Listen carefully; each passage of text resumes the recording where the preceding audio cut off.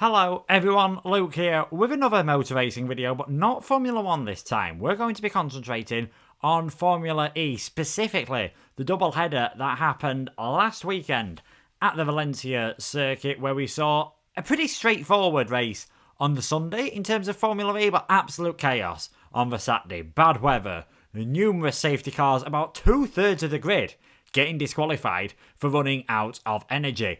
Very unique circumstances, the first time ever Formula E has had to race on a permanent circuit, and I was wondering, is this a sign of what is to come for the sport in the future? The circuit that was used was the Ricardo Tormo circuit in Valencia, most famous in motor racing circles as the Valencian home of MotoGP.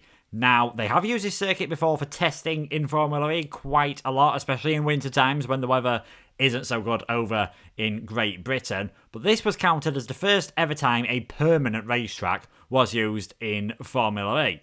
Yes, they do use the same track as Formula 1 at the Autodromo Hermanos Rodriguez, but they make so many changes to that circuit it is unrecognisable from the F1 track, and that layout is only purely used for Formula E, whereas the Valencian circuit, they only really made two changes to Ricardo Tormo. One in the middle sector, which created a few more overtaking opportunities and a few more collisions, as we'll speak around later, and a second change, a big chicane on the main straight, which sort of ruined the flow of the track, but was absolutely crucial for the weekend to go ahead, and that is because of energy management.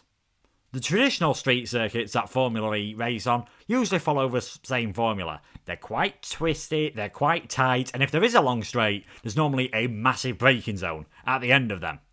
I say massive braking zone, you tend not to use the brakes too much when you're driving a Formula E car. Often you want to lift and coast and use the regen paddle, regenerative braking, turning the electric motors into electric generators and putting some energy back into the battery. Absolutely crucial in Formula E. You see this technology also.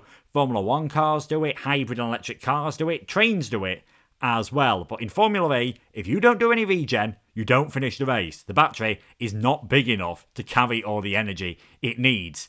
The Ricardo Tormo circuit, on the other hand, didn't really have too many massive braking points, massive changes in speed from a high speed to a low speed, so they had to add that chicane in just to give the drivers a chance to regen a bit more.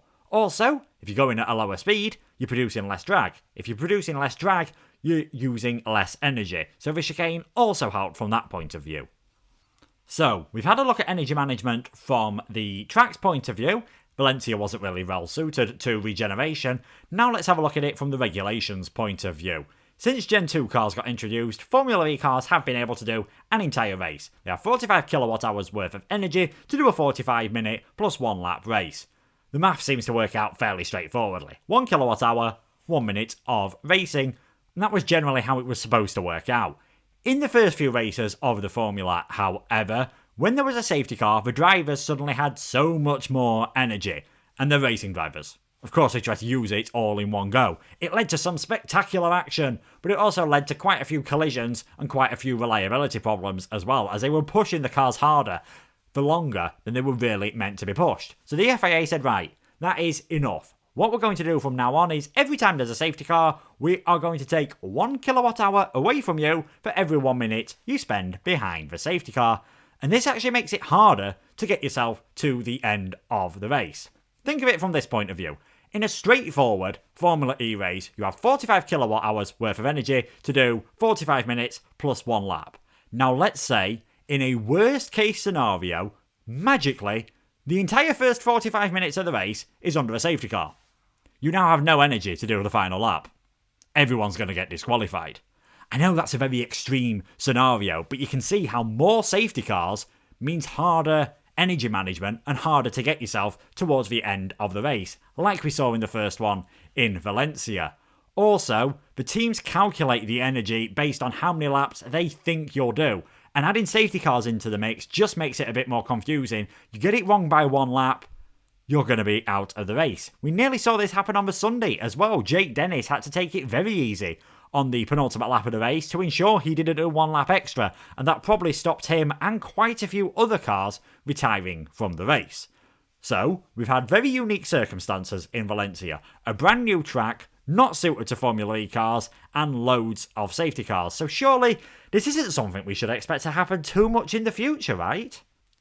For now, you're probably right. There's not going to be too many more races where we see half the grid run out of energy.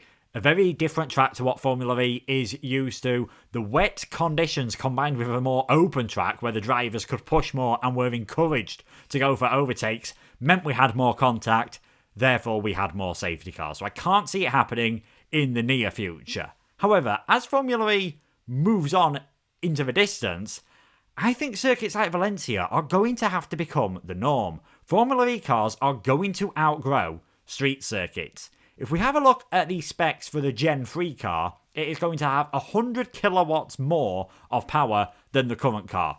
350 versus 250 in qualifying, but more importantly for management, 300 versus 200 in the race. Also, they're wanting to make a big weight reduction on Gen 3 Formula E cars. And what is the biggest weight factor in a Formula E car? The batteries. So they're going to chop some out of the batteries as well, and this means they're actually going to have a smaller storage capacity than what they have got now. Surely, you're thinking, they can't get to the end of the races then. They're going to have to manage energy ridiculously. And you'd be right. In this current format, they wouldn't get to the end of the race. So Formula E is going to introduce mid-race recharging.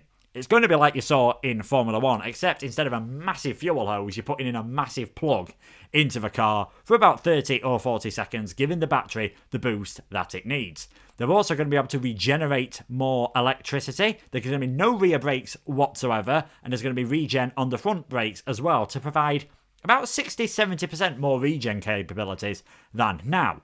All of a sudden, you've got cars that can go faster in a straight line, and probably can brake better as well, so there's going to be shorter braking distances.